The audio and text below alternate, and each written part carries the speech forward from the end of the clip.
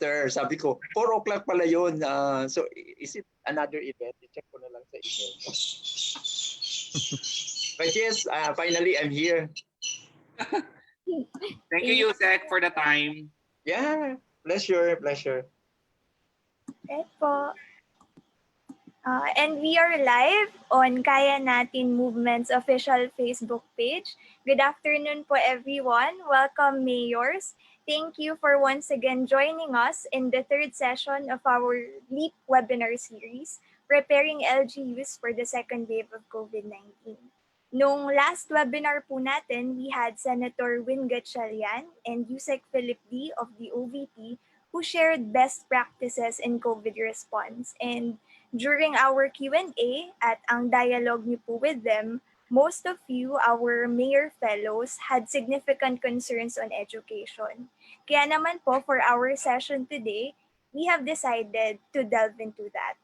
Our topic for this webinar is localization of distance learning for the upcoming academic year.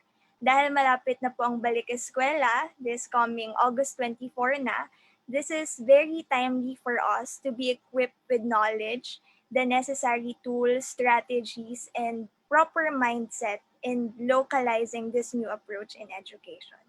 So before we begin, let us hear a few words to welcome everyone from our lead convener, Mr. Harvey Ke. Thank you, Winona. Good afternoon to our mayors. Thank you very much again for joining us this afternoon. We are very, very happy that we have DepEd Yusek Justado San Antonio joining us this afternoon. No? Busy ang DepEd ngayon in preparing for the upcoming school year. And thank you so much, sir, for making time to join our mayors for a discussion on the plans of DepEd in terms of distance learning and other learning methodologies that the DepEd is planning, especially in the wake that the pandemic does not seem to want to stop here in our country. And then, of course, we also have suki rin natin ito, si Miss Doris Nuval of Knowledge Channel. Thank you very much, ma'am, for making the time as well. Si Ma'am Doris will share, of course, their initiatives at Knowledge Channel and how our mayors can perhaps work with Knowledge Channel in helping our students through this new methodology. So thank you again to our two guests today. Mayors, please feel free to engage them later after their brief talks. We will give time for you to ask questions and to engage them with regard to your issues or to other things that you'd like to learn more about. So hindi ko na patatagalin dahil nga alam ko na marami sa atin really have a lot of questions in our minds and have a lot of concerns. So again, we'd like to welcome everyone on behalf of Kaya Natin Movement, on behalf of San Miguel Corporation, our partner. Thank you again to our Kaya Natin LEAP fellows, our mayors who practice good governance and effective, ethical, and empowering leadership. And I hope that all of you will learn much from our session today. Thank you. Thank you very much po, Sir Harvey. And ngayon naman po, ipapakilala na natin ang ating first speaker. So our first speaker is presently the Undersecretary for Curriculum and Instruction at the Department of Education. He has been tasked to coordinate the ongoing review of the K-12 curriculum in our country. He also holds a research PhD in education from the University of Newcastle in Australia. He has been a recipient of various scholarships for his education both here and abroad, and has several published articles. Furthermore, he strengthens a strong research culture towards meaningful innovations for learning and pushes for transparency, ethics, and accountability in school governance. To discuss DepEd's distance learning program, please welcome Undersecretary Diosdado San Antonio.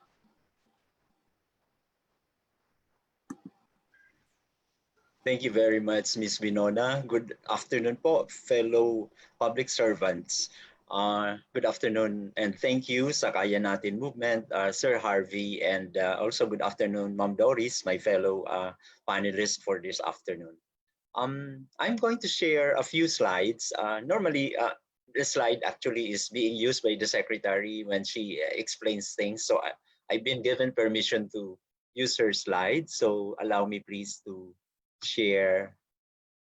Oh, I'm not allowed to share my screen.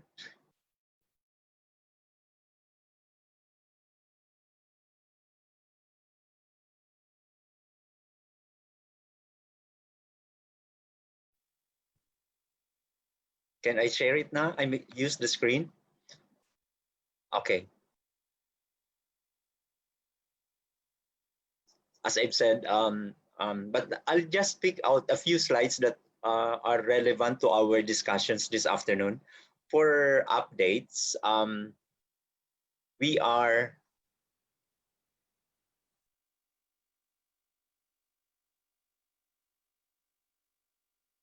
you able to see my screen now? Yes po, Yusek. Okay. But surprisingly, it does not like to move to the next slide. Okay, so in terms of readiness, just would like to update everybody that the enrollment is now 70% of previous year's enrollment, 19.4. This is as this morning, 8 o'clock this morning. And then for public schools, it's 18.52, which is 82% of our enrollment data as of last year.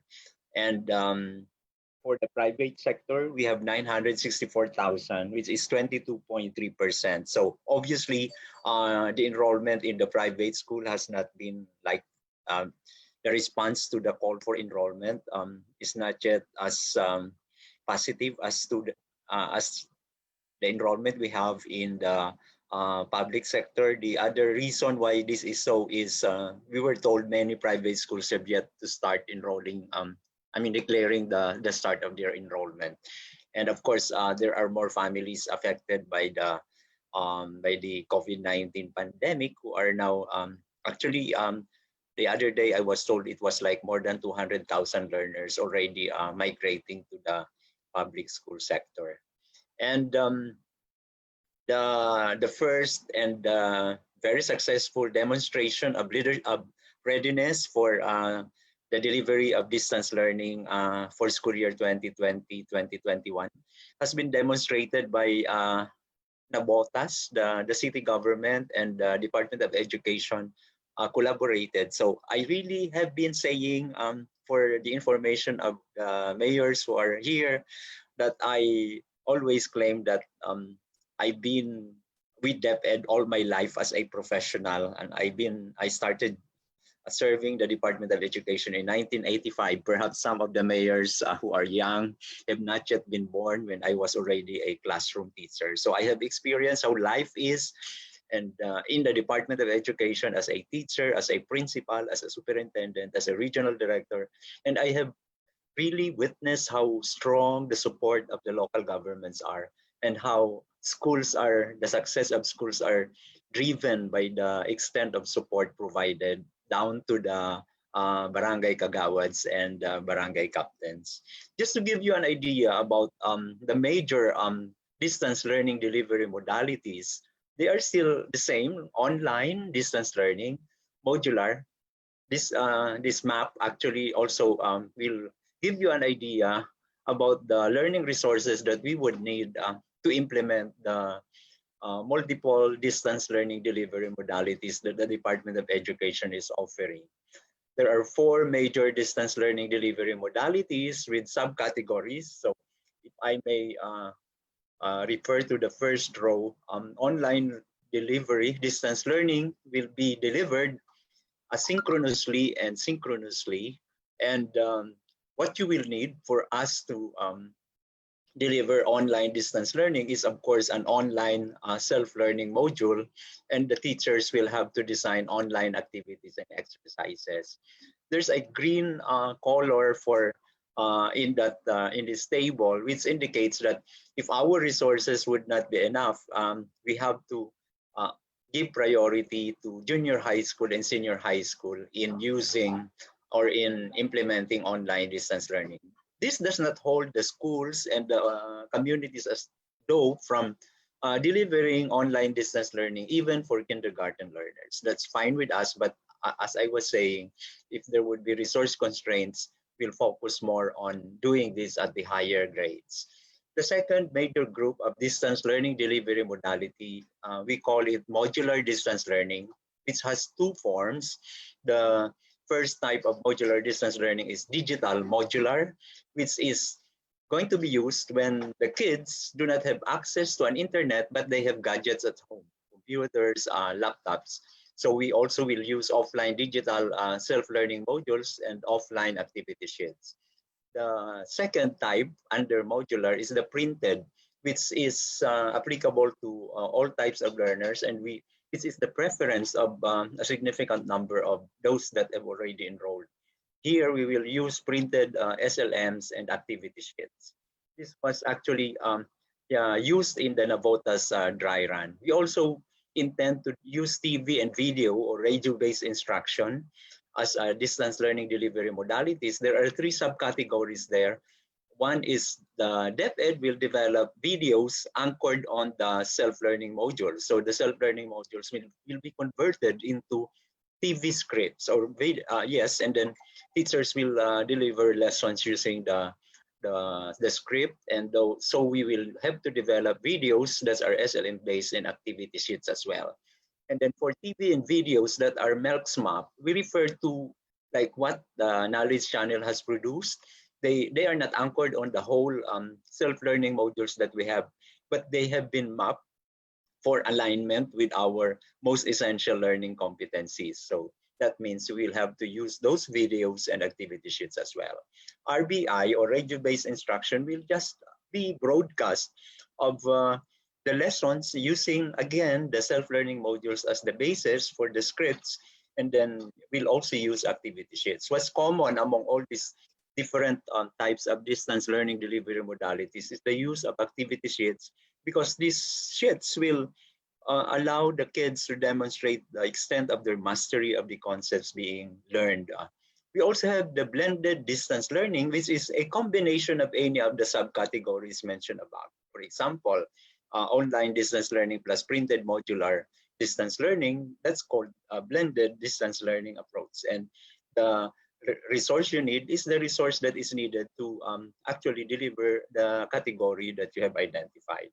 We have a few notes in this table. Like, while teachers are expected to manage all distance learning delivery modalities, the presence of a teacher who will facilitate synchronous online distance learning is vital. In other subcategories of the distance learning delivery modality, you can actually continue the facilitation of learning even without the learning, without the teacher. And then you can also allow the learners learn on their own. Second note is the MELCS map DepEd textbooks, learners materials shall be used as learning resources for all distance learning delivery modality. When used with activity sheets and learning plans, these textbooks may actually substitute our printed self-learning modules. So there would be instances where if the self-learning modules that are printed may not be enough, the textbooks that are mapped against our MELCs and plus the activity sheets and the learning plans prepared by teachers will be sufficient to allow the learners to continue learning. The third note is parents and learning facilitators guide will be used in all subcategories of the distance learning delivery modalities. The fourth is other textbooks or supplementary learning resources and teacher-made videos and modules may supplement the required learning resources for its DL distance learning delivery modality. And of course, we will also always remember that while all subcategories of distance learning delivery modalities are appropriate for all grade levels when managed by a teacher or learning facilitator, those in green colors, as already mentioned earlier, are the primary priority grades to do the specific distance learning delivery modality in cases where resources are limited. I think you would also be interested to know that the preferences of the learners, as of the last count, I think this is as of yesterday, um, there would be like 7 million who prefer the modular, which may be like digital or printed modules. And the next more popular choice is the online of 3 million. And then TV, radio has less than a million, slightly bigger than 500,000.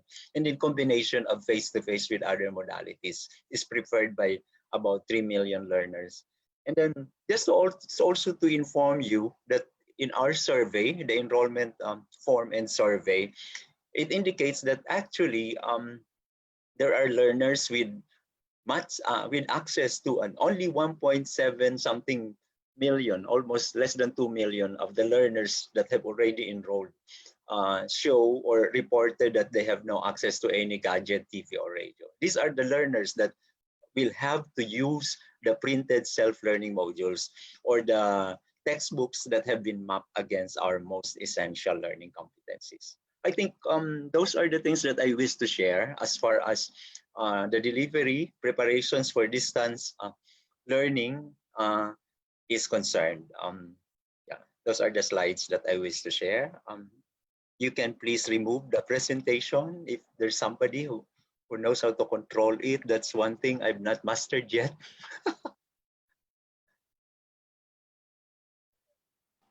It's like you can select po yung end share screen. And share. Oh, okay. You did it. Thank you. All right Oh, po. sorry. I failed to do the full screen. Sorry. I can, yeah, send the slides I have used through email later if you wish to have it shared with the rest. Okay, sure po. We'll just send it to our mayor fellows. Okay.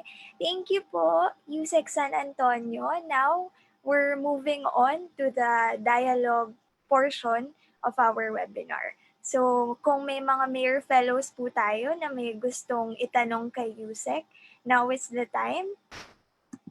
You may use po the raise hand option here. Or you may chat po.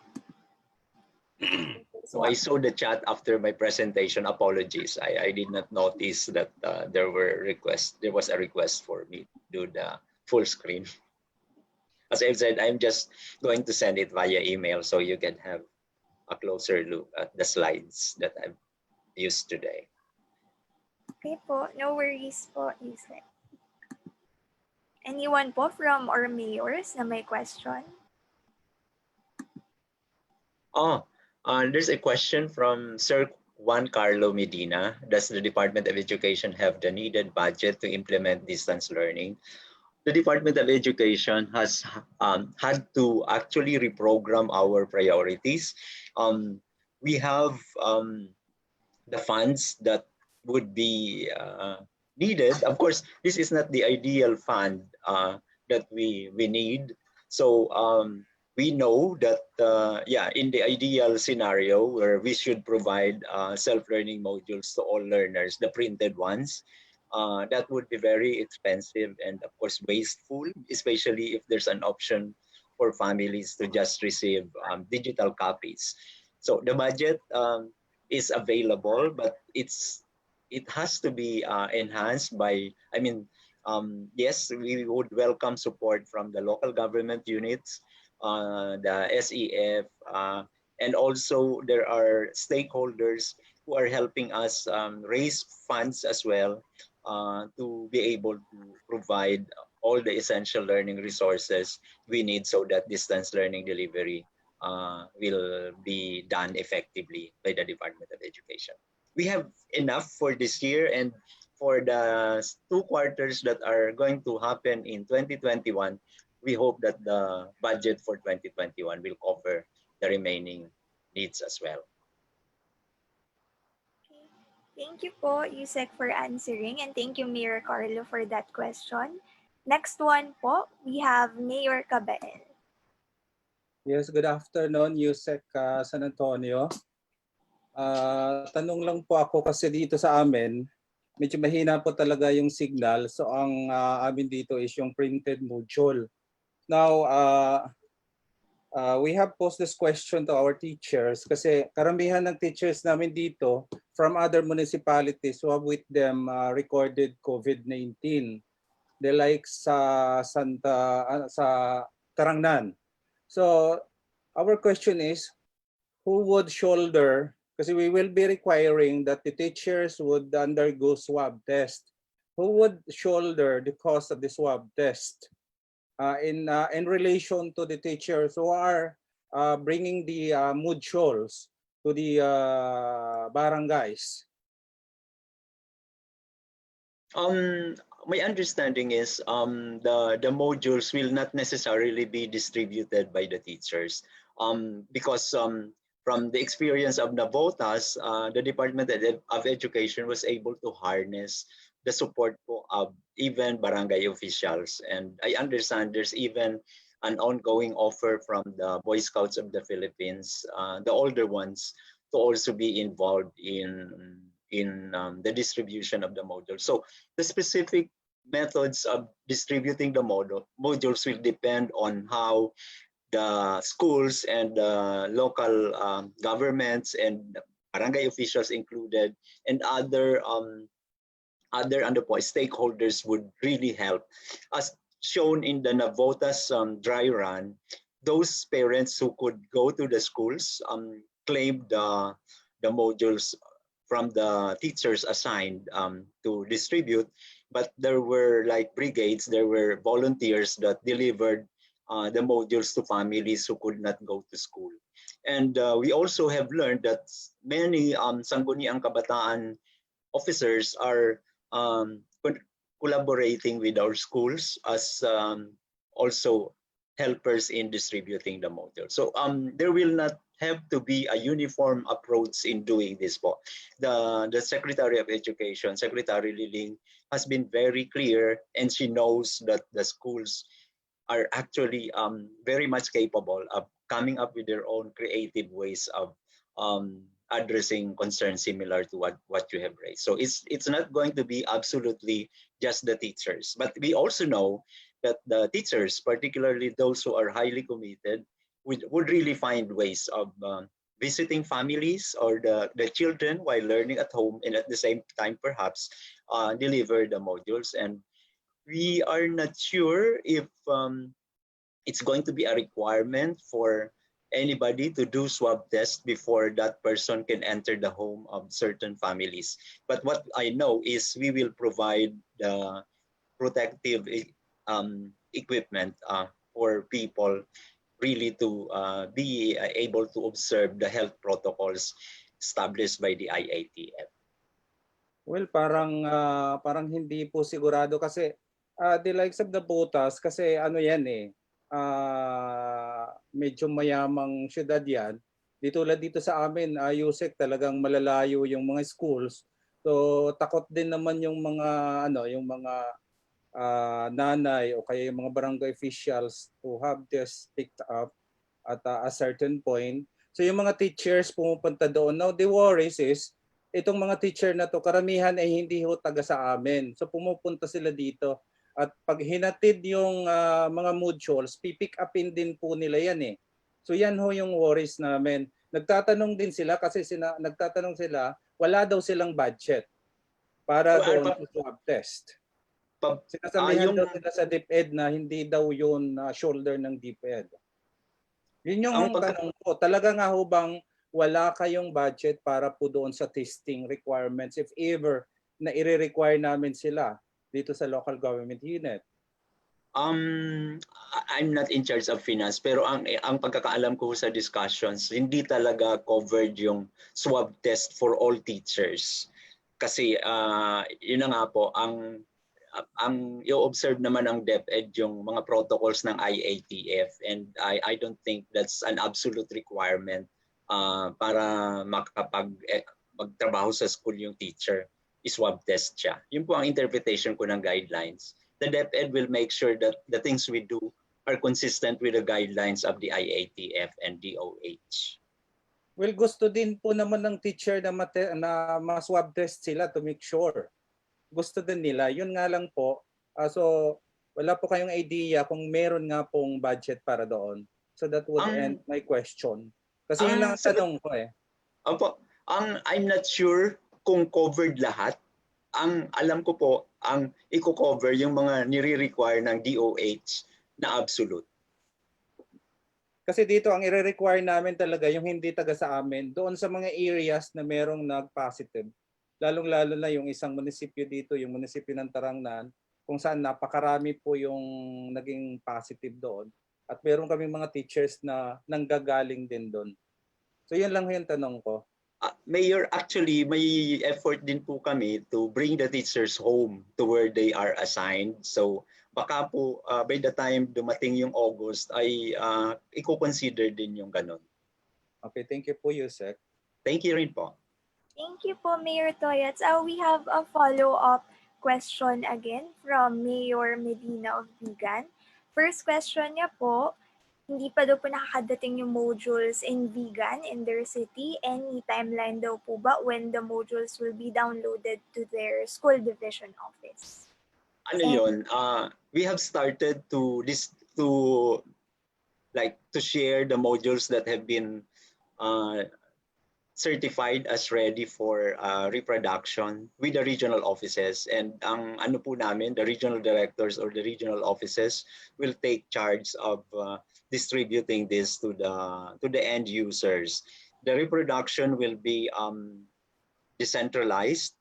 Funds will be released. I think perhaps not later than end of next week. We will be able to release the initial funding support, because we are also aware that the schools can use the MOE that has been saved when they have not been operating at full speed during the quarantine period. So yes, sa timeline po namin hindi pa siya naman huli, and yun na nga po, the reproduction will be decentralized. The other thing po that I wanted to say, even within DepEd, mga nagpasiguro po ito mga field offices na ito.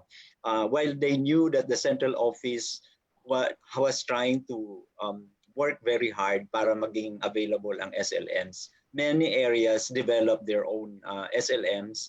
And I don't blame them. I've been a field office official myself. I've been a regional director. And in the past, there were instances where some of the learning resources did not arrive on time. So we had to be ready. So my understanding is many areas are ready with their own local learning resources or learning materials. But I think I'm very optimistic that by Monday, a significant number of the self-learning modules, the digital copies which will be reproduced, will already be shared. Kasi po, na-receive na yung lahat ng drafts. Some are still undergoing conformance review. Our team, even during weekends and at night, are working very hard to complete the review so that we can certify the SLMs as ready to print. May tanong din po pala yata.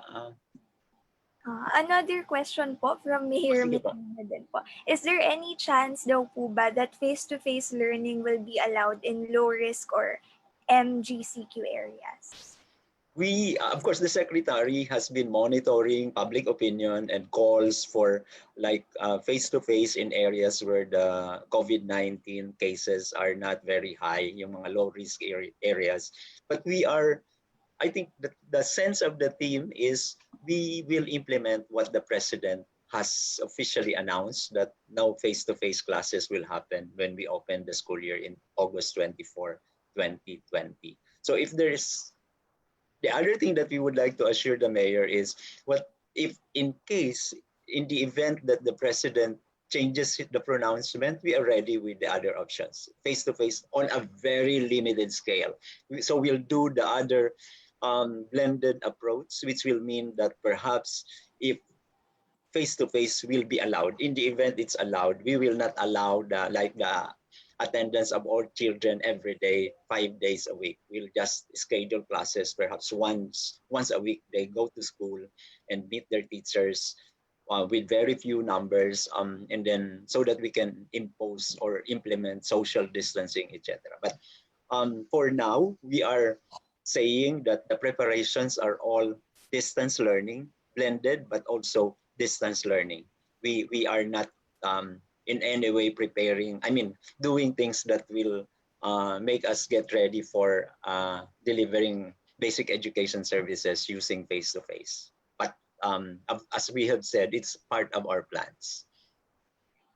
Next one naman po, from Mayor Jan Valleser of President Manuel Rojas in Zamboanga del Norte. In Mindanao, still a lot of no-read, no-write parents. What do you expect from our primary level module, and hence, can a teacher or the LGU deviate from the system set by DepEd today in order to answer the problem? Thank you very much, Mayor John.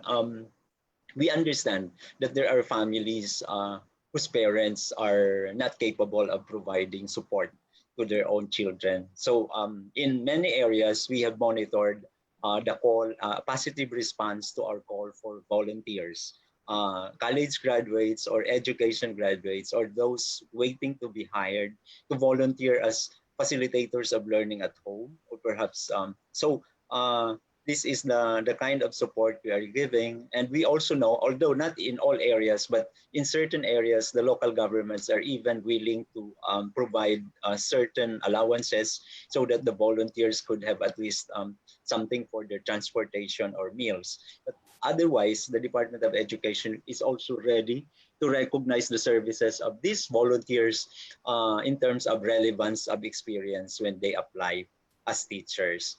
So they will be trained. Even their parents who are college graduates or capable of providing the training, or siblings, will also be trained by the Department of Education prior to the opening of classes. Of course, the question as to are we allowing deviations? As we have said, the broad strokes of the plans have been um, given to our field, and the Secretary has been saying that the contextualization or the operationalization of the learning continuity plan of the Department of Education will really be at the hands of the school officials down the line, the school, the principals, the superintendents, in partnership with the local government unit. So we will not prohibit innovations. We will not prohibit, we will not prescribe certain courses of actions when it comes to making sure that the kids will learn. Alright po. Next question po will be coming from Mayor Crisologo of Tinegambra.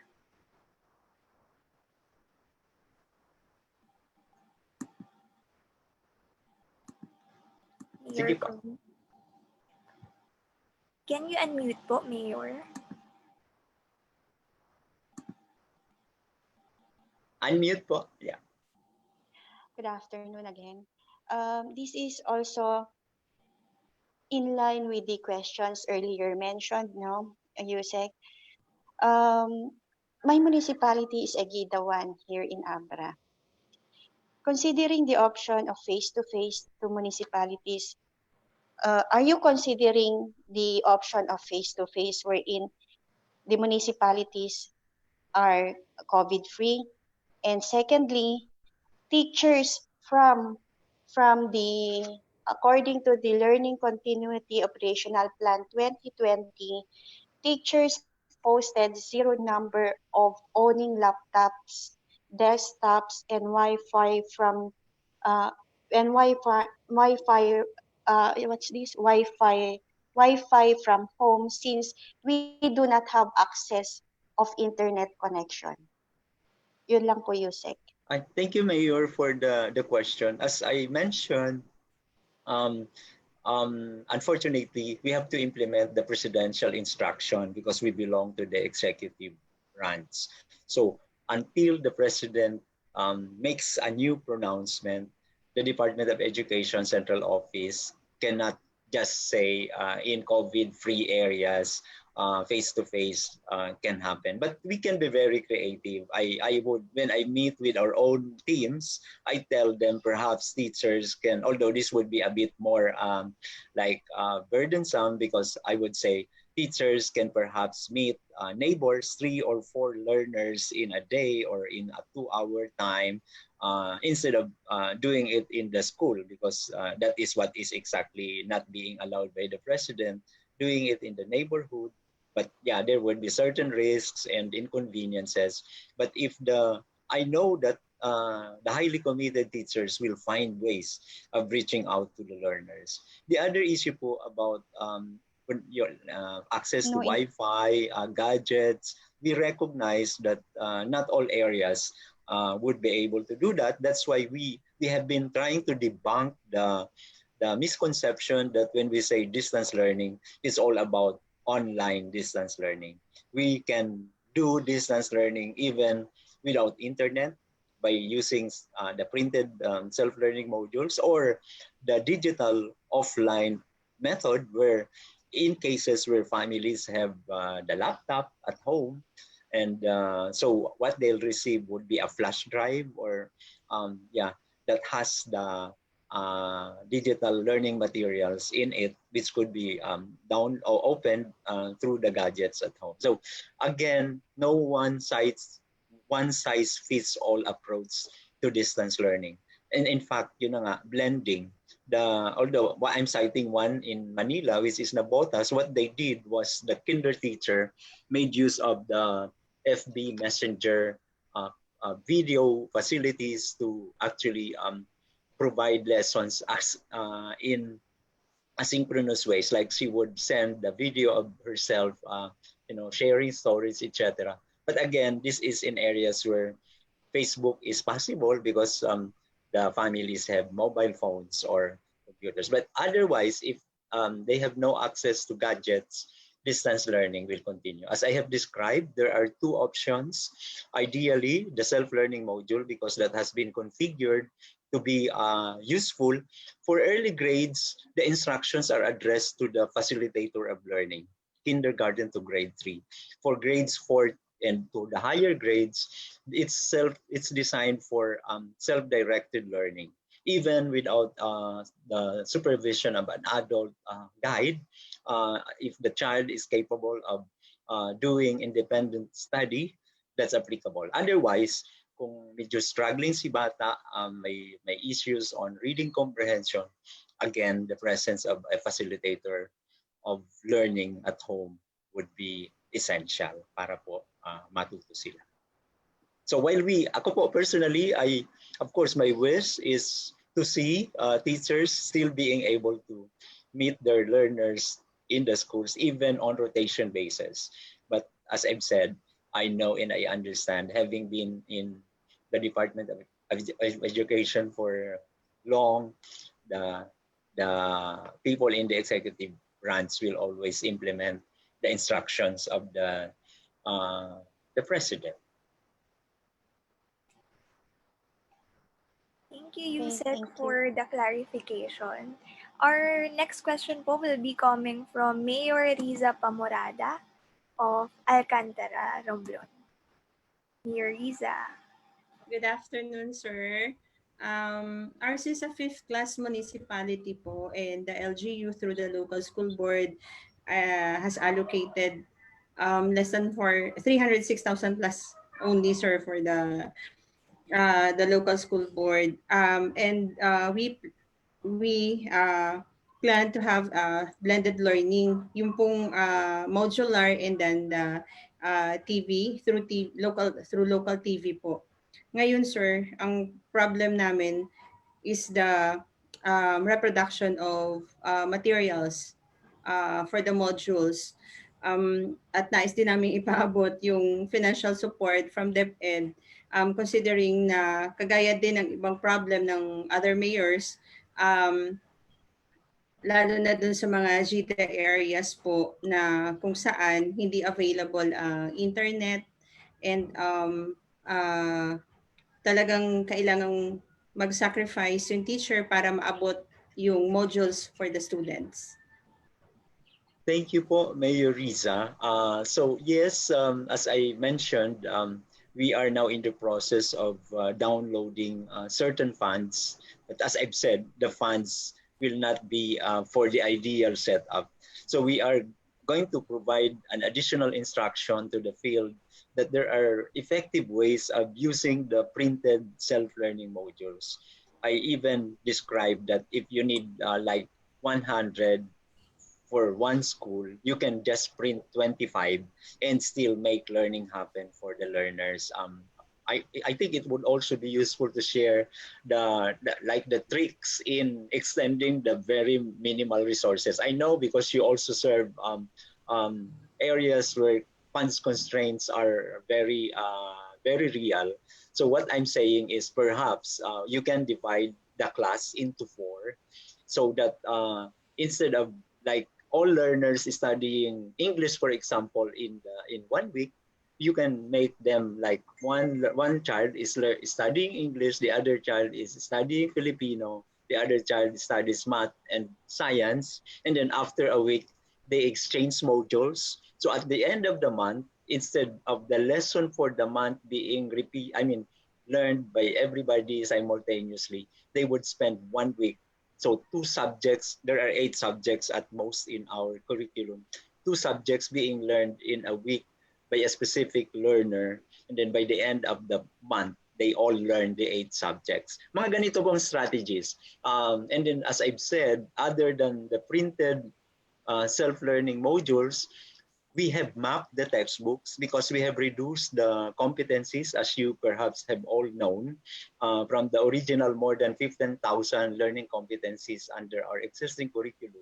We have identified the most essential ones because it has also been the call of many sectors, the observation that the curriculum is so congested in such a way that the learners end up not learning the many things that we want them to learn. So under this COVID-19 emergency, we've been also very fortunate that even before the emergency came, we were in the midst of reviewing the curriculum and we had initial findings also supporting the observation that the curriculum is congested. So we had to sit down, prune or streamline the curriculum, and we identified about 60% of them removed.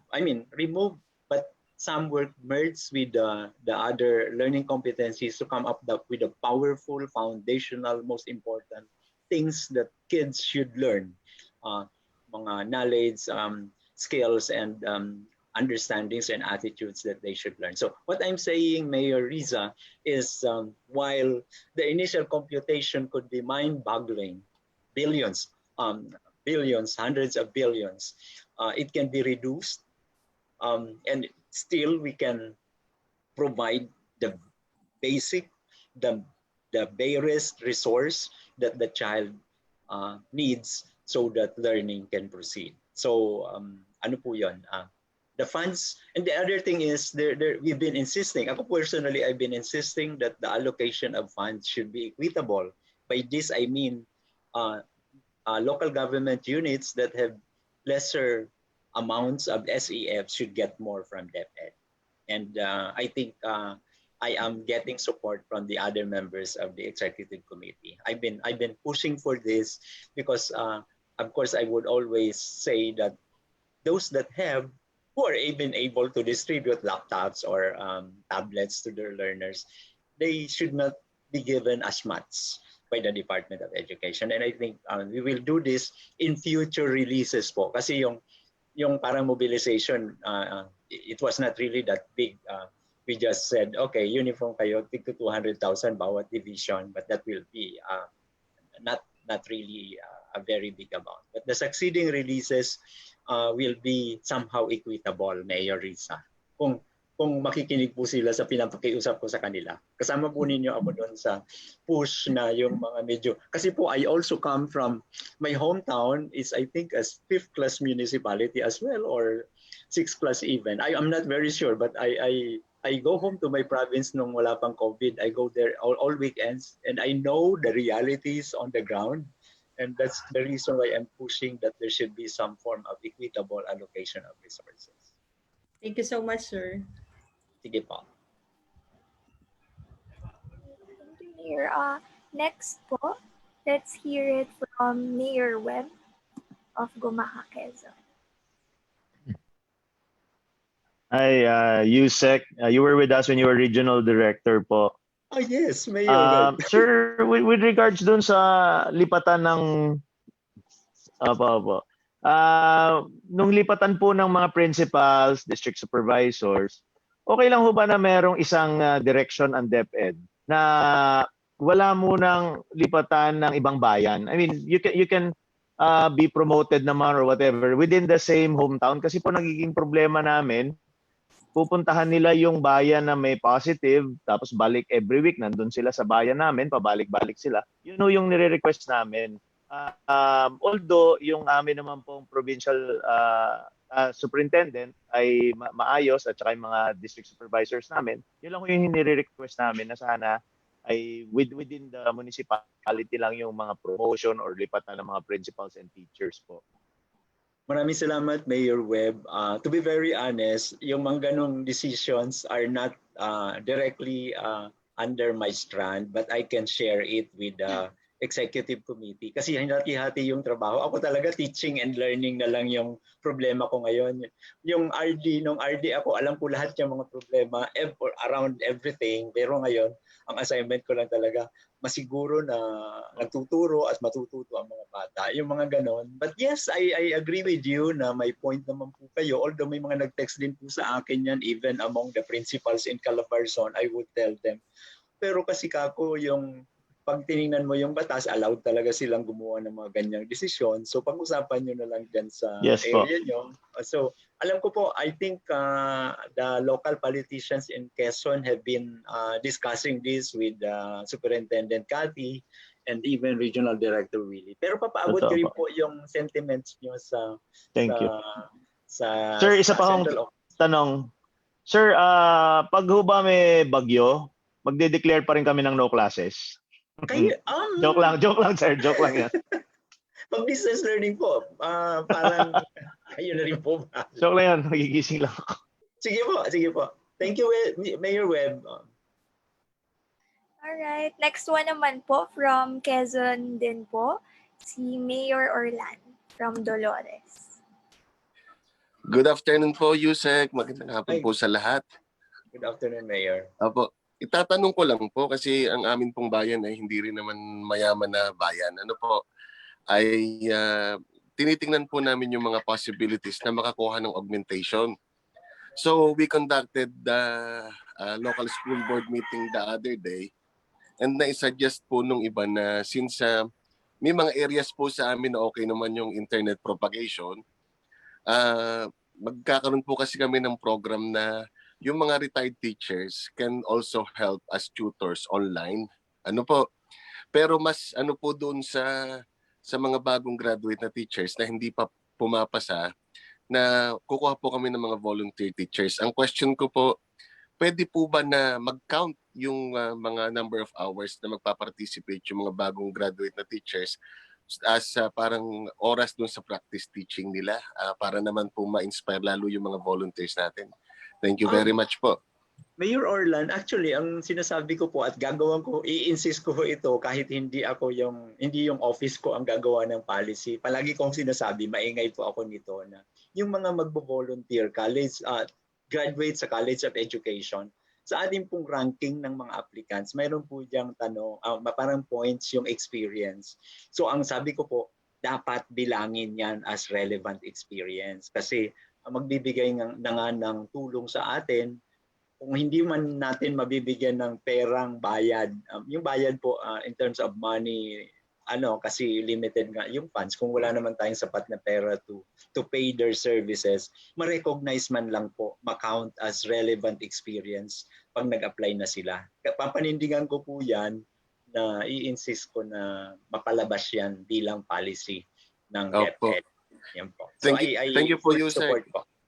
Yes, thank you po. Sana lang po ay yun pong request sana po yung mapapilan at mas maganda po. Yes po. Sikapin ko po na na nandyan yan sa lalabas na papel. Salamat po, Yusek. Okay po. Salamat din po. Sorry po, parang hindi ko nabisita ang Dolores sa 6 na taon ko sa Calabarzon. Ang lapit-lapit, pero one time yata dumaan lang ako, pero nagmamadali. Pero Yusek, mas maganda po na papasyal ngayon ng Yusek sa aming bayan. Ano po? Kaya po kayo po yung aming iniimbitahan at pag hindi po kayo Sige po. pumunta, doon po sasama ang loob namin. Wala mong problema. Dumaan Okay. ako nang gumaka nung last weekend, first time after 4 months, pero nagmamadali. Pasyal po kayo sa Dolores. Apo. Thank you po. Thank you po. Welcome na welcome po pala si Yusek sa Quezon. Yun ang bahay ko for 6 years, Miss Winona. Pinagsilbihan ko ng buong puso at kaluluwa. Okay po. Next one naman po, si Mayor Hermie Velasco of San Gabriel. Unmute. Okay. Good afternoon po, Yusek. And good afternoon, Afternoon Sir po. Harvey, Ma'am Doris, and all to our mayors po. Good afternoon po ulit. 2 weeks ago po, nung Zoom meeting ulit ng Leap for Mayors, nabanggit ko po kay Senator Win regarding my plans dahil gaya po ng mga ibang LGUs na gida na walang internet, mahal ang mga gadgets and everything, ang nagiging direction ko po dito sa bayan ko is yung pag-put up po ng community radio station. So nakita ko po dun sa presentation niyo, Yusek, na meron nga po talagang radio-based instruction. Although on my part, pati yung ginagawa rin po namin yung digital at saka digital offline at saka yung printed module. So we have bought risographs na nasabi ko 2 weeks ago para mas mabilis po yung production namin ng mga modules po na manggagaling ng DepEd. For the past 2 weeks po na after ng last meeting, I did some work patungkol po doon sa plano ko na nagkaroon po kami ng community radio station. Particularly, sabi ko nga po, because it has become urgent now na dahil walang face-to-face, magkakaroon dapat kami ng radio-based instruction. So, ang pan ko lang po, I wrote the director po ng Region 1, NTC, pero ang advice po sa akin, ang susulatan ko po dapat sa chief ng Broadcast Service Division dyan sa Diliman, which I'll be writing to him Monday. Isesend ko sa Monday kasi diretso po doon na kailangang mag-apply for that radio license. Ang purpose lang po, it's a non-commercial radio station. Purely, sabi nila, I have talked some friends na nag-operate ng mga radio station dito. Medyo matatagalan po raw kasi kung lisensya for a commercial radio station. So sabi nila, kung ang purpose mo lang is for education ng mga bata na halimbawa Monday to Friday, mag-tune in sa ganitong oras for a particular grade or a particular high school level, then yung public address purpose na radio station po yung mas mabilis. And I got the advice na between an FM and AM, mas maganda po yung yung frequency ng AM dahil mas malawak po yung reach niya, which in my particular place kailangan po ko po yun, bundok-bundok yung LGU ko, and we are the biggest town nga po in La Union in terms of land area.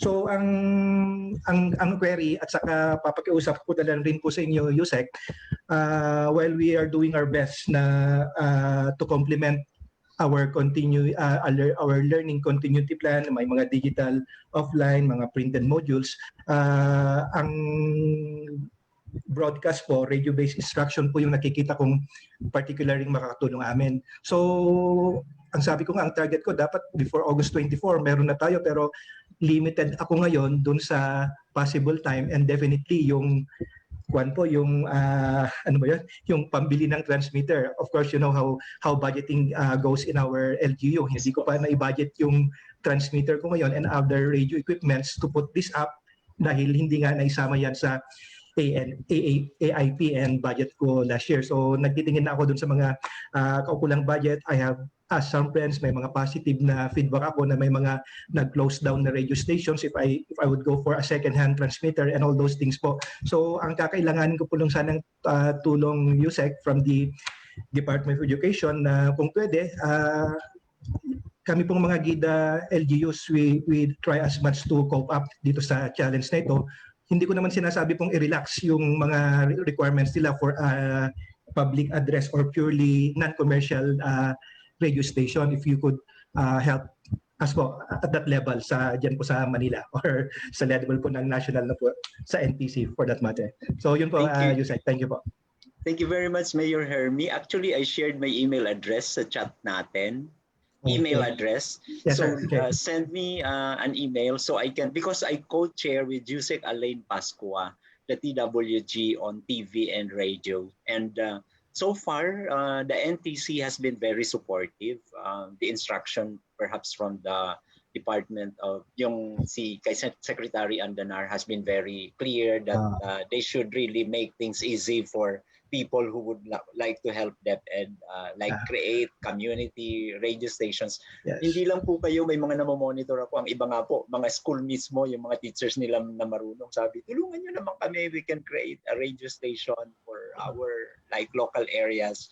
So I understand po, yes, if we are CC'd with your requirements, we can help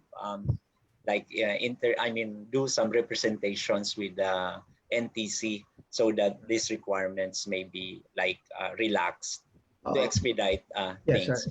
Ang assurance lang po namin, kasi nga when we do radio-based instruction, alam na namin gawin ito, is we are really training more of our fellow teachers to be ready to convert the materials that we have now into scripts and then eventually radio broadcast. So ideal nga po sa mga remote areas yung radio na kung may printed sila learning modules o may mga aklat yung mga bata, sasabihin ng teacher, buksan nyo tong anong ito, aklat na to, ilabas nyo yung activity sheet na bigay sa inyo.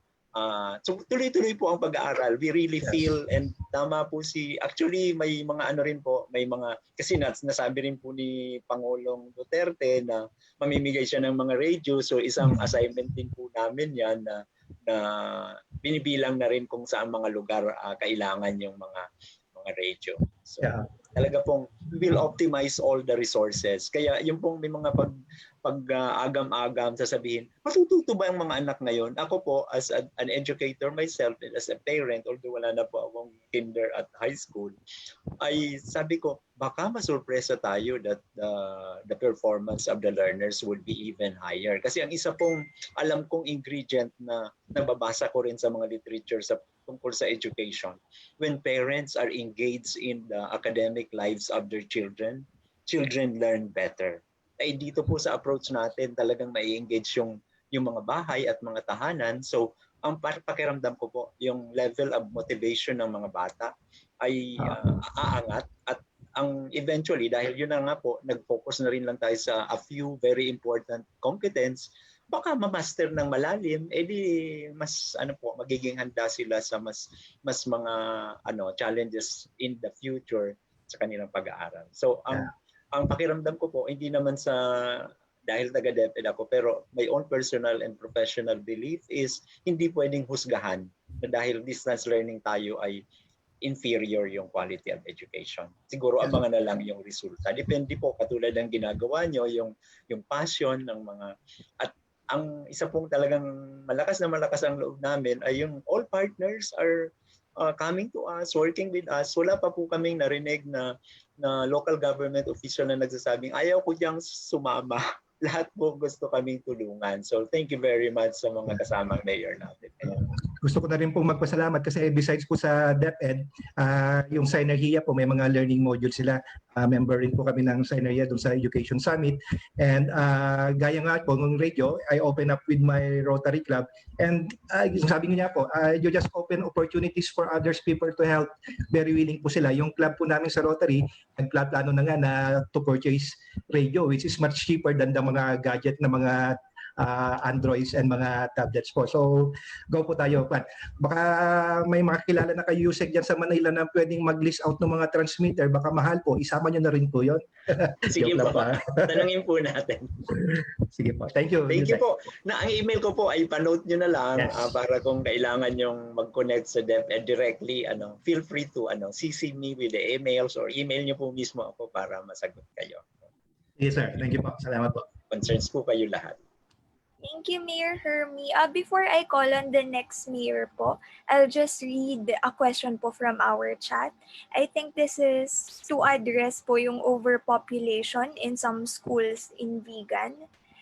Can we appeal to DepEd to encourage learners to enroll in their own municipality or city?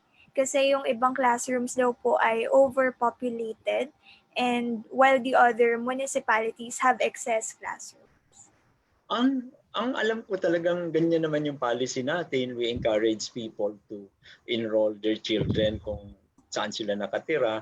Pero may mga pasaway ding mga magulang na I understand this is very true in the cities, yung mga lungsod po where normally napiperceive may mga special programs sila sa science, curriculum, sa arts and ano. So the parents would want their children kung kahit alam ko po ang mga violators nito mas marami yung mga teachers. Kasi usually yung mga middle classes yung nakakapag-afford na ipadala yung mga anak nila sa mga city kahit public school yun. At yun na nga po, I know in many areas yung mga public schools natin, especially the special science schools, they are attracting no longer palagi ko itong issue when I was regional director. Sabi ko, don't make it very like elite na hindi napag-iiwanan na yung mga anak ng mga walang masyadong resources kasi parang lumalabas parang semi-private schools na yung mga gustong puntahan nila. So I understand po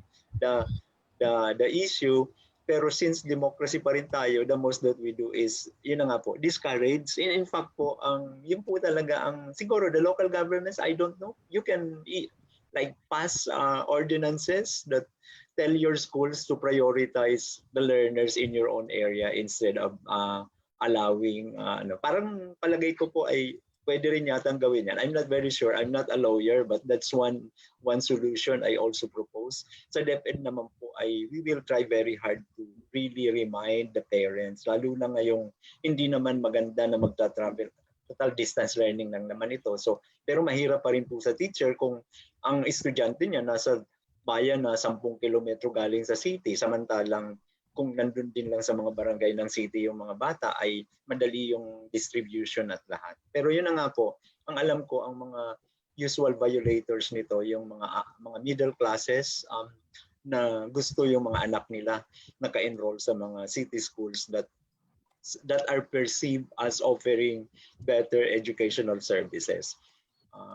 Kaya po nangyayari yan. But we will reiterate that in this COVID-19 times, dapat as much as possible, closest to home.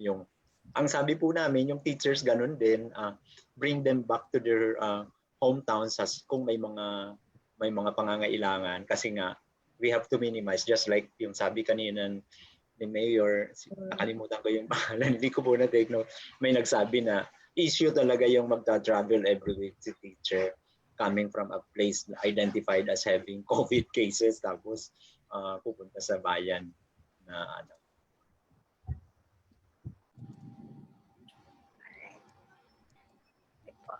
Yung next po na magtatanong, we have Mayor Jasmine Bautista of Magallanes, Cavite.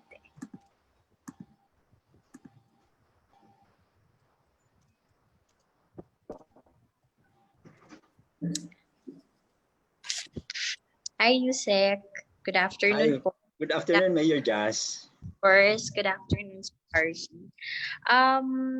From the last session, our speaker was Senator Win Gatchalian, and he has spent like safe school system, safe school plan, and continuity plan, learning continuity plan. With this spending, I want to know, Yusek, what specific assistance could we expect from the Department of Education for us local chief executives to maximize our budget, specifically for our local budget?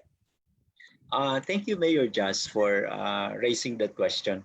Although mayroon kaming USEC talaga sa finance, but I'm also aware about the ongoing discussion. So we are trying to optimize the resources. So sa aming LCP, ang mga major items po natin are the learning resources, tapos po yung implementation of the health protocols, bibigyan din po yan ng fund plus the infrastructure. Kasi siyempre nagre-ready din po tayo na especially so that some schools in certain areas have been used as like tawag natin din quarantine areas, although sa mga MOA po yata nanagot yung local governments to take charge of like disinfecting and sanitizing the areas. Pero yung pong mga very essential things, mayroon naman po ang DepEd ng parang fund for all those. Pero sabi ko nga po, yung ideal scenario namin cannot be funded by what we have right now. And ang challenge po, I think, I don't know kung napag-uusapan nyo to, but ang challenge yata ngayon, while we have been given like leeway on how to reprioritize our programs and projects, so marami po kaming parang nilipat na mga or sinabi na, okay, we will hold this for next year. Ito muna ang gagawin natin kasi nga priority, may self-learning modules at mayroong mga basics health protocols. Ay ito po, mayroon pong fund na hopefully mapoprovide sa mga schools. But ang kasama rin po sa funding arrangements namin is really the support of the SEF na which we know would not be very sufficient in areas na mababa yung mga lower classes na local governments. So talaga pong ang nakikita ko ay dapat si principal o si superintendent o district supervisor has to be forthright, i-share sa mga local governments kung ano yung nakarating sa kanila para naman po alam nyo kung saan nyo pupunuan. Kasi yun na nga po, I understand mayroon ngang inequality even among the resources of local governments. At so part ng strategy ng DepEd na sabi ko po ay pinupush ko rin at hopefully ma-adapt kasi wala namang nag-object every time I utter this during our meetings. Sabi ko, pwede ba yan na yung those that are known, although sabi po kasi yung mga data on the SEF is not very reliable in the sense na dependent lang naman kami sa nire-report sa amin ng mga cities and municipalities. But sabi ko, whatever data we have should be the basis for the effort to make the releases equitable po. And when I say equitable, those that have already lots of SEF should have less from DepEd. Mm-hmm. Sir, you mentioned learning resources. Ano po? What specific po kaya sa learning resources? Like, for example, are you going to provide assistance for the resale machine or the Mayor, ang namin is reproduction. But even the fund releases will also be very dati kasi nampakaano kami. Pag sinabi mong ni-release mo yan, ito lang ang pwede. But I think we're very fortunate. The Secretary Liling is a professor in public administration and public finance. So she would tell us not to be very prescriptive. So I think it's just a blanket release for learning resources. So the schools and the division offices will have the final say on the specific strategy. Hindi yung dating kino-constrain namin. Dito lang dapat yung gastuhin. So hindi kayo pwedeng lumabas dyan. But we now realize na maliban po sa self-learning modules na ginagawa namin na i-reproduce, which sabi ko nga po may alternative naman dyan yung textbooks, may learning activity sheets plus a learning plan prepared by the teacher, which could be cheaper. Kung yan po ang maging desisyon ng school, you can actually fund the activity sheets na that are prepared by the teachers in their own particular classrooms.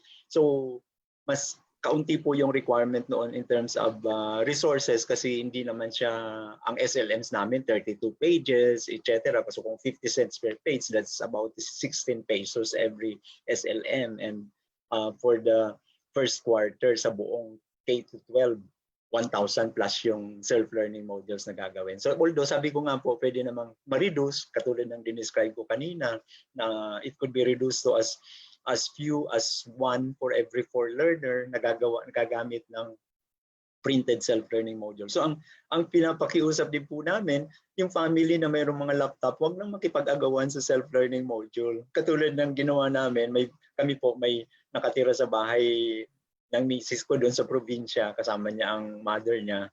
May kasama kaming pinag-aaral ng misis, grade 6 ngayong pasukan. Sabi ko, sabihin mo na dyan, hindi na kayo kukuha ng printed kasi yung lumang laptop ng anak ko, sabi ko, yan na ang gagamitin niya. Mapadala tayo ng self-learning modules. At kung gusto nyo, kahit huwag nang padaanin sa school kasi ako naman, I can send it to you. Mga ganun po. But yun po ang mga gusto natin. Siguro kayo rin mismo, you can explain that to your constituents na wala naman pong pinagkaiba, na it's going to be the same material. So yung mga families na mayroon ng mga laptop, wag nang mag-insist na mag-print. Siguro if they want printed, usually ito naman yung may mga kakayahan, sila na lang on their own. But what's important is everybody is given access to a learning resource that will be needed para mag-proceed po yung learning. Ganun po yata ang gusto kong makita, na lahat tayo nagpapaliwanag na while the ideal is always a good thing to talk about, but the reality is we have limited funds and resources. At ang sabi po sa amin yata ng DBM,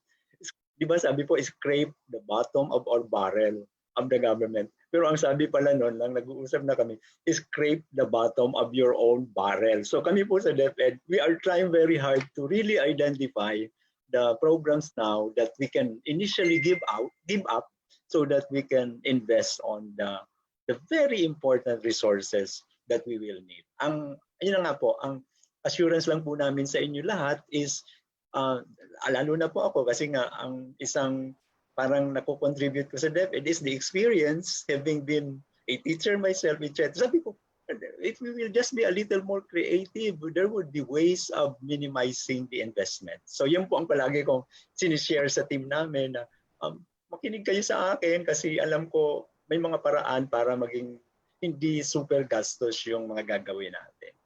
Okay, thank you very much, Yusek. Thank you, Winona. Thank you po, Mayor Jazz, and thank you, Yusek.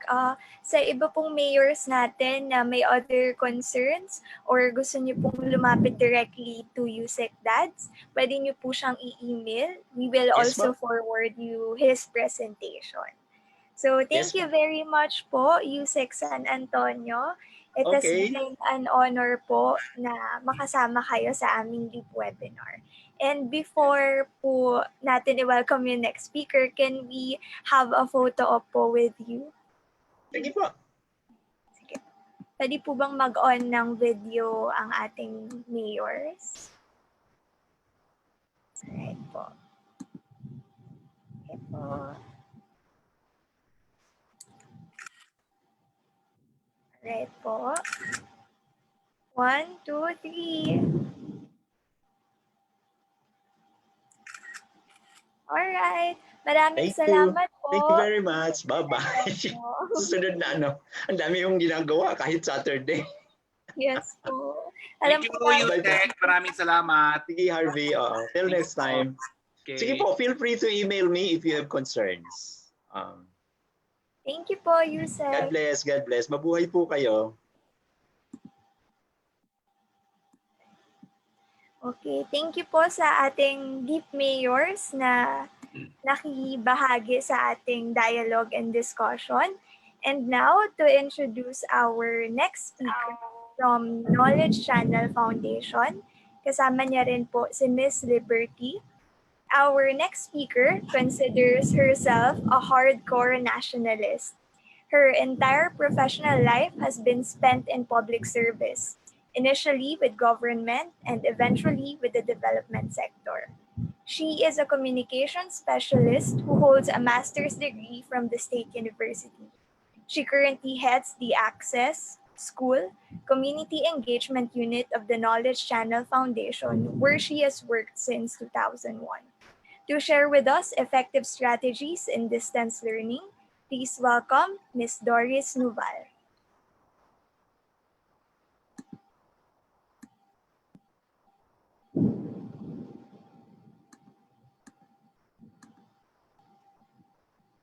Hi po, Ms. Doris. Good afternoon. Good afternoon. Can you hear me?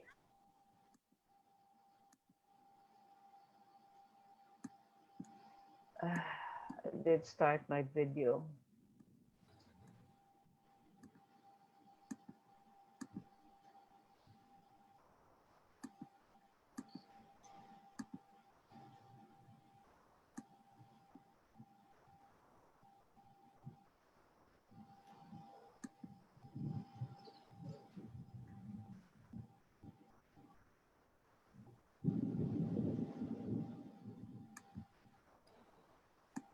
Miss Doris, can you unmute your microphone po, please?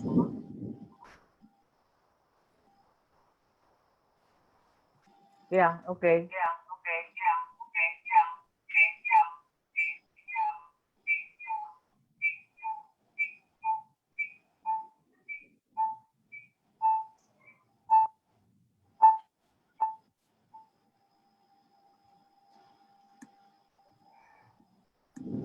Yeah, okay. Can you hear me? Yes po. Yeah, okay. I'm really sorry because I'm really having technical difficulty, and that's why it's so hard to talk about online learning and all that when here in the middle of Metro Manila, ganito yung signal. Um, can I put on my presentation? Bah, ang sama ng signal.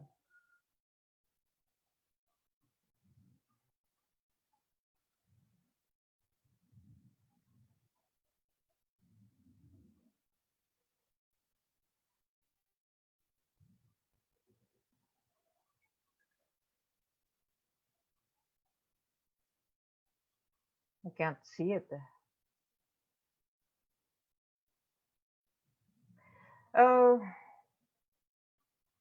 sorry, I can't see it. In any case, for those who have not heard about the Knowledge Channel, kami po ay isang non-government organization. 21 years old na kami, na yung pakay po namin ay para makatulong sa pagganda ng kalidad ng edukasyon, especially in private sector. But I think many of you, like si yung inaanak ko dito, si Mayor Webb, has already heard about the Knowledge Channel. Pero for those who haven't, 21 years na po kami nagpo-produce ng mga curriculum-based materials based on the K-12 curriculum. Gumagawa po kami ng materials, nakatulong yung DepEd. And so far, yung impact naman po ng mga materials nito is on the academic performance of the children. Can you hear me? I can't see anything. Yes, Miss D, go ahead. I can't see the screen eh. In any case, siguro alam niyo po yung nangyari kahapon na yung ABS-CBN ay hindi binigyan po ng prangkisa. Unfortunately, kami po sa Knowledge Channel, kami po yung mga pinsan ng ABS-CBN. Kaya dati, kung nandun po kami sa mga 10 TV Plus anymore, at saka yung Sky Direct, we're in about 2 million homes. So I cannot. Can I be the one to share the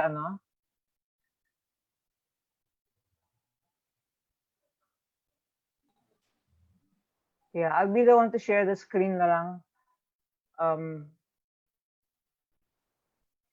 Can you see my screen?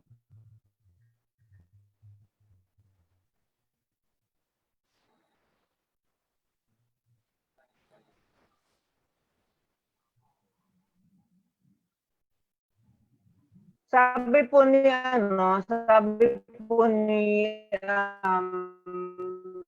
Yusef that education must continue, right, in the time of COVID. So talagang tumulad. Ginawa po namin mga 1,000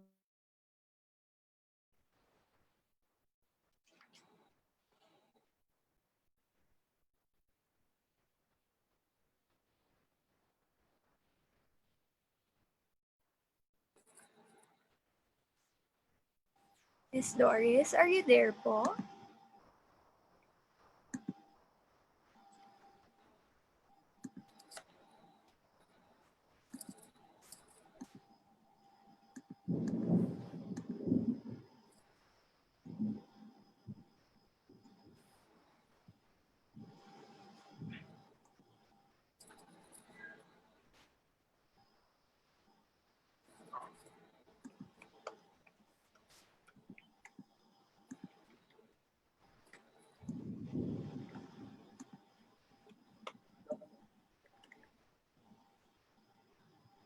Miss Liberty, yes po, you may share the screen.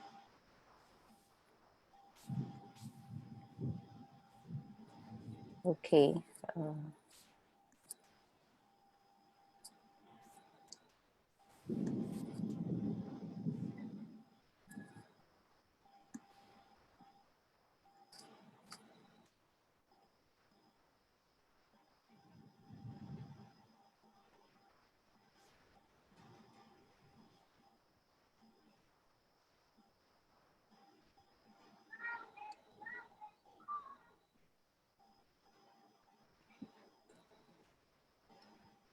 Historious, are you there? I think she's lost.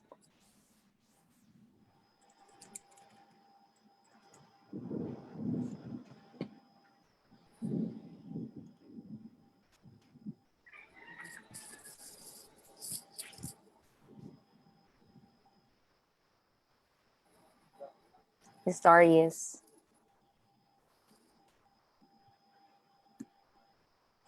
Ma'am, I think she lost connection po. Let me chat her profile. I'll ask permission if I can speak on her behalf. Just give me a minute. Okay po, sure.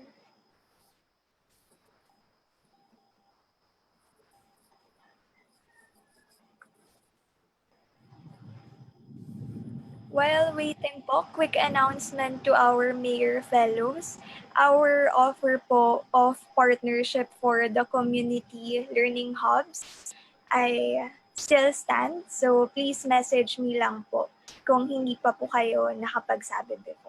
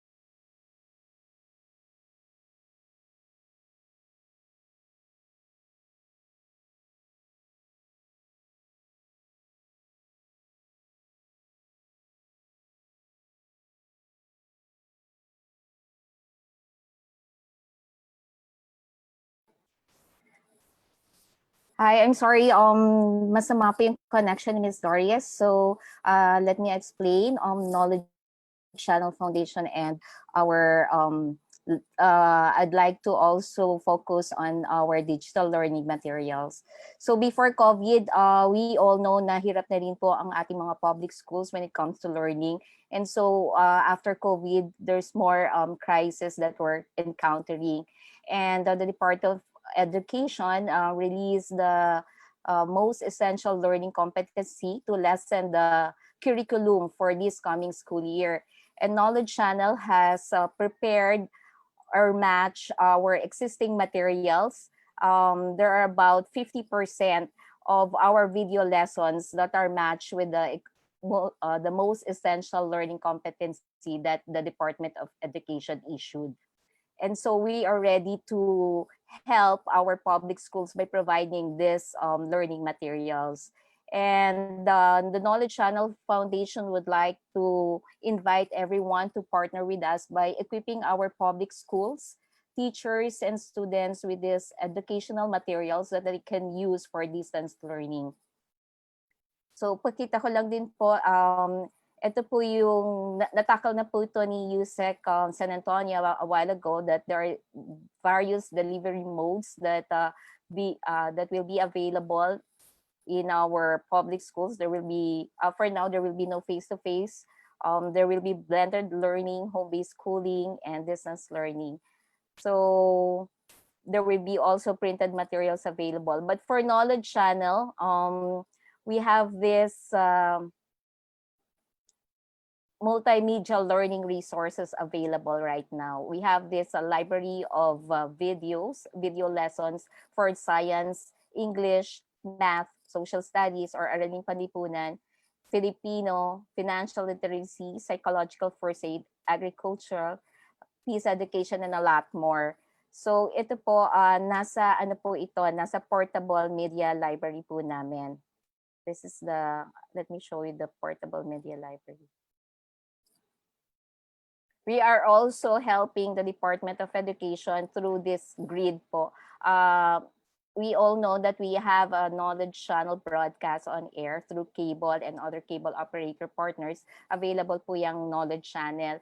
And we will ensure that our video lessons will also be available on air this coming opening of classes by August. So inayos po namin yung program schedule namin such a way na every hour, 1 or 2 hours will be allocated for each grade level. So we'll be starting at early morning at 6 o'clock with the alternative learning school materials, and then followed by the kindergarten, grade 1, grade 2, grade 3, grade 4, and so on. And so forth. So medyo konti lang po yung materials namin for grade 5, 6, up to high school. Kaya po ang programming po niya will be alternate. So MWF for grade 4 materials, grade 6 and grade 8 and grade 10. And then for TTHS, yung grade 5, 7, 9 po. So let me show you our portable media library. Ito po kasi po yung ino-offer ko sa mga school division offices. Meron po kaming offline platform. We call this portable Knowledge Channel Portable Media Library. It's an external hard loaded with more than 1,500 video lessons. Meron din po siyang interactive games or e-modules and session guides as well. So these are all curriculum-based po na ginawa namin for the past 20 years. So importante po na magkaroon po ng platform ang ating pong mga public schools and teachers na pwede po nilang i-share sa kanilang students. So once you provide this portable media library to the school, we allow the teacher to reproduce these video lessons in USB po for home-based study of the children. So we seek your we encourage the LGU or to allocate their budget for SEF to procure at least one portable media library for every school para magkaroon po sila ng offline version ng materials. It's a multimedia learning materials po. Kasi meron na po siya dyang videos, meron na pong session guides or teacher's guide, and at the same time, mga games po for the children to use in their home-based study.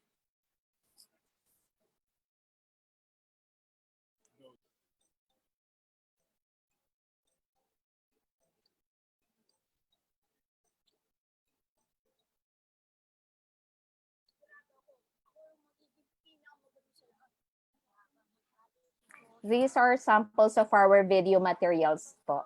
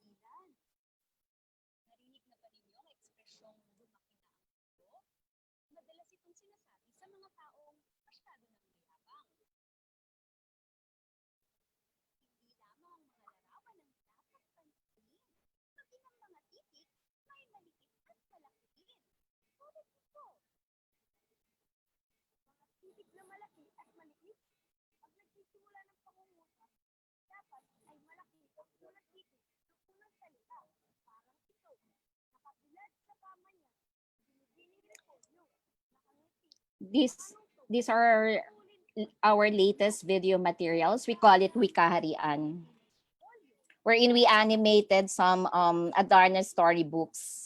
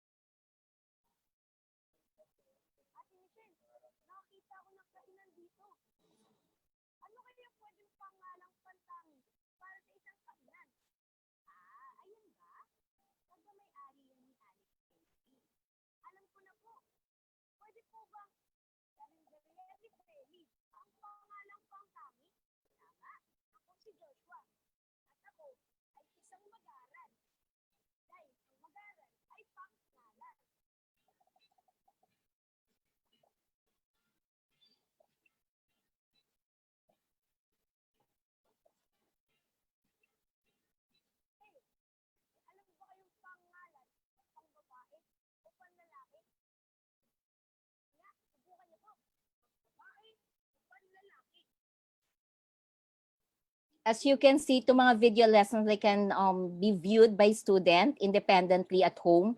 So meron na rin po mga questions na can serve as an assessment po of their learning.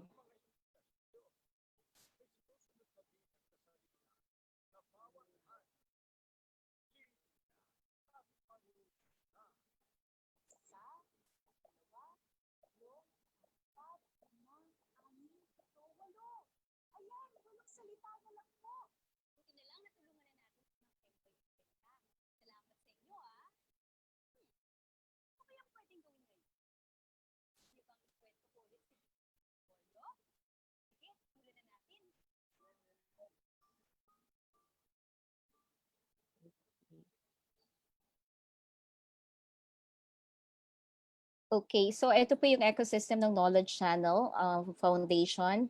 We produce video materials. Ito po yung multimedia learning resources. As I've mentioned a while ago, we have videos for math, science, English, in all subjects. We already have videos. Although hindi po siya kompleto on a daily lesson because very expensive po ang pagpo-produce ng videos. But we, on this stage, currently we're seeking partners for existing materials that can add to the another 50% of the most essential learning competency that we have no videos. So aside from production of videos, we provide access of these video materials through on-air, through offline, through this portable media library, and through online. So active din po kami sa aming Facebook and YouTube channel. You can also find our video materials in our website. You can visit www.knowledgechannel.org for our video lessons. And then we also provide training programs. We partnered with the Superintendent's Leadership Program for batch 1 to 4. And then we also conduct teachers training through our learning effectively through enhanced and evidence-based pedagogies. So ito naman po tungkol sa mga strategies kung paano dapat magturo si teacher. And then that's it. We also have special projects like the KCVIP. A lot of interns are working with us to produce our animations. And we also partnered with the Excellence in Educational Transformation Award, the ETA, with Bayan Academy. And we also have this emergency education program wherein kahit po may disaster, tuloy pa rin ang pag-aaral through Knowledge Channel because we have prepared our videos aligned with the Department of Education's curriculum. So kung ano po yung lessons nila for the first quarter, second quarter, third quarter, fourth quarter, we have matched our existing materials at yun po yung naka-upload sa aming website. And yun din pong ipapalabas namin sa Knowledge Channel. So this is our ito po yung aming mga social media accounts. We have YouTube, Instagram, Facebook, and Twitter. So yun lamang po if you have question. So as I've said, I've been in touch with the various division offices, with the school division superintendent to procure our portable media library. Kasi nga po, in remote areas, most of the provinces doesn't have connectivity. Kailangan po talaga nila yung offline materials. At ito po yung portable media library po namin. So if you have questions po, thank you very much. Thank you po, Miss Liberty. We have a question po from the chat. From Mayor Medina, can we request copies of the lesson so that we can show it on our local TV stations sa province? Sure po, I can send an email po. Just provide us. I'll be getting the email addresses from Miss Vianana. Okay po. We will connect you po with our mayors. Sure po. I'm back. Can I be heard? Yes, Miss D. Yeah, you can hear me. I'm so sorry, but sobrang ansama-sama talaga ng internet ko dito. In any case, what I was just going to say is that we've really tried talaga to be as compatible as possible to what the DepEd competencies are. And in this time of COVID, sa palagay lang po namin, talagang video ang pinakamabisang paraan para matuto yung mga bata. What we can suggest to you, dear mayors, is to ask your local cable operator kung pwede nilang dalhin ang knowledge channel sa kanilang programming. Our signal is unencrypted, meaning it can be accessed by any cable operator for free po. For free. I think Binky, Liberty showed you the programming grid that we had. Yes. It's very easy to follow po our lessons because naka-block po yung mga grades at saka subject levels. So the teachers will have a very easy time po. Ang pwede hong mangyari, hindi ko rin alam, I'm sorry, I was really offline, ay sa mga barangays ninyo, kung meron po silang mga television, baka you can subscribe to your cable operator, and then yun po yung magiging sentro ng mga bata na kung saan sila pwedeng pumunta para manood ng mga programs namin. So syempre in the beginning medyo mahirap po gawin to because like in any change medyo mahirap talagang gawin. Pero in time, masasanay po yung mga bata. Kasi karamihan po ng mga lessons namin, yung mga video lessons po namin, ay mga stand-alone. Meaning that the children will understand the lessons even without the aid of the teachers po. And then, the other method po, as yung sinasabi po ni Binky, ay yung portable media libraries na more than 1,500 po, yung content nito. Na kung saan, even after COVID, pwede po nilang gamitin. Yun po. Right. Thank you po, Miss Doris. May mga mayors po tayo na nagtatanong on the pricing. We will get in touch with Knowledge Channel po and we will send you the complete pricing info para mababalikan nyo din. Let's hear the question po from Mayor. Thank you very much. Sir. Okay, good afternoon, Ms. Norris and Ms. Liberty. Ma'am, the last time po na narinig ko po kayo, I think we have some mayors here from the Good Governance Fellows na naging guest po kayo, Knowledge Channel. You were talking about po yung package na may TV and a series of Knowledge mga TV. tapes po yata na parang pwede sa mga schools namin. Ang bago po bang parang module nito, ito po na yung sinasabi nyo ngayon na itong portable media library. Wala na po yung pwedeng ma-access na nasabi nyo po noon na parang complete Knowledge lessons TV. tapos may TV po yata yon. Thank you. Thank you. Yes, sir.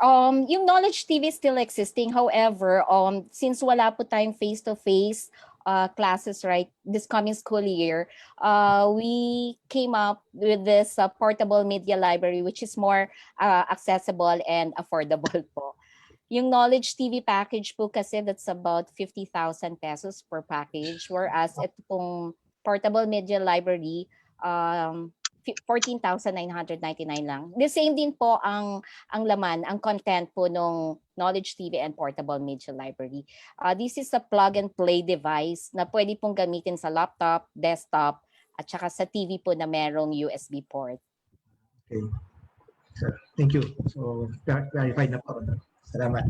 You're welcome. Miss Aika, can you play back our video, the one that I gave you, just the sampling, just so the honorable mayors can see what the video, professionally produced video looks like ng knowledge. Yes po. Ma'am, nakita na po kanina yung Wikarian. Yes, yeah. I explained already that it can really stand alone Okay.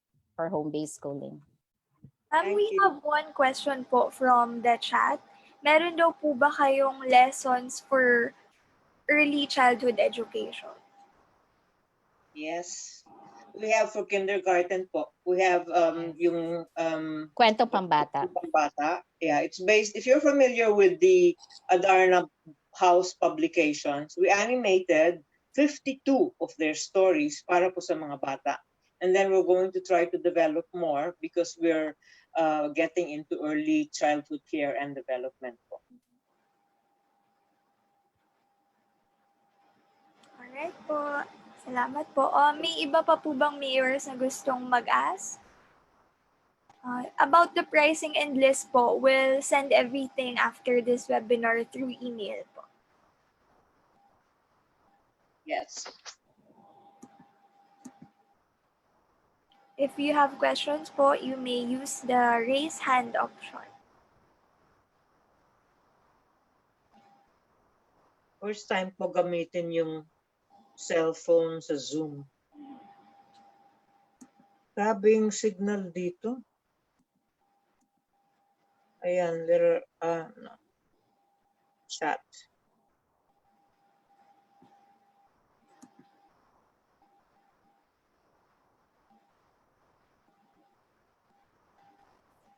Alright, if wala na pong questions ang mayors natin, Ms. Doris, baka gusto niyo po mag-share since hindi po namin kayo naabutan kanina sa presentation. Would you like to share anything po to our... Well, just a bit. Actually, we're, as you know, kapatid namin si ABS-CBN, and we're very sad about what happened. Pero be that as it may, we're still going to continue serving the children. That won't, the closure of ABS-CBN is not going to stop us. Pero like Binky mentioned kanina po, mga mayor, meron naman kami mga offline, so that can be used. If you want, you were given the addresses, our website address and our YouTube address. Your teachers can download our programs, although of course we did not put all of our programs there. Pero we feel na itong time na to, this is when talaga television and our kinds of programs are extremely necessary po for the children. Because can you imagine po naman yung mga bata, kung kayo 9, 8 years old, ikaw ba nasa bahay ka, magbabasa ka ng sarili ng 2, 3, 4 na oras? Di ba mahirap po? But then if you're helped by visuals, which are really studied, meaning to say, kasi po lahat ng video namin in FGD yon for appeal and comprehension of the children. So medyo garantisado po na maiintindihan nila lahat ng mga palabas. So we encourage you po to get as much video as you can, especially for the last mile schools at saka yung mga schools po na nasa mga, yun na nga po, mga nasa libliban po. Kailangan po nila ang mga video. Thank you very much. Alright, maraming salamat po Miss Doris and Miss Liberty. Thank you po Thank you. Knowledge Channel for always accepting our invitation. Kapag inaanyayahan niyo po kami lagi sa program. Salamat po. Thank you. Before we end po, can we ask for a photo op with you po? With our mayors? On po ulit natin yung video. Alright po. Okay. Ready po? 1, 2, 3. One more po. 1, 2, 3. Alright, maraming salamat Thank you po very again. much. Thank you so much po. Thank you po. Maraming salamat po. Salamat po. Welcome. Thank you. Now that we have heard the effective strategies in distance learning from 2 of our speakers, we hope na makatulong po ito sa dadating na academic year to all of you Mayor Fellows. Bago lang po ito sa atin, pero susubukan pa rin natin, and we hope that you are equipped now at maging maayos po ang pamamalakad natin in our LGUs this August. With that, I would like to once again call on our lead convener, Mr. Harvike, for the closing remarks. Thank you, Winona. Again, good afternoon to our Mayor Fellows.